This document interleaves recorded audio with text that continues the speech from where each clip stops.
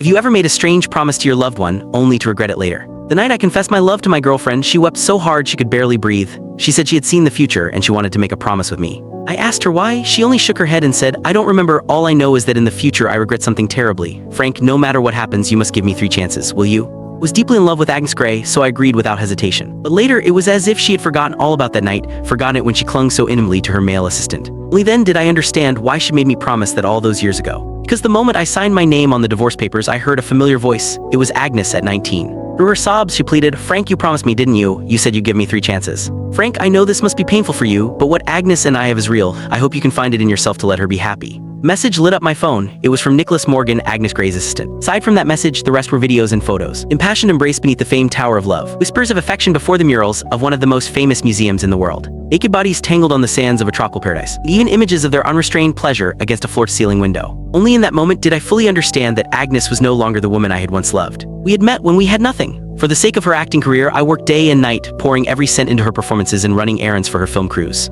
For 7 long years, I toiled until I slept on subway rides home, drank so hard at business parties that my stomach bled. Piece by piece, I built a company from nothing. And in those same years, Agnes rose to fame, her name celebrated across the nation. Everything we once dreamed of achieving together, she chose, in the end, to share with her assistant. I didn't hesitate, I drafted the divorce papers. Just as I was about to sign my name, a sudden voice echoed at my ear. "Frank, don't, you promised me, remember? You said you'd give me 3 chances." Familiar voice struck me like lightning, my body trembled. I turned and there stood Agnes at 19, delicate and ethereal, wearing the $30 dress I once bought her with money from a part-time job. In that dress, she had always been the most beautiful in my memory. I stared blankly at her apparition, then unexpectedly I laughed. "All right, 3 chances it is." At that very moment, my phone rang again. "Frank, how many times have I told you? Stop picking on Nicholas. He's only my assistant. He's exhausted every day, running around with me from place to place. If you keep this up, forget about that seaside trip I promised you."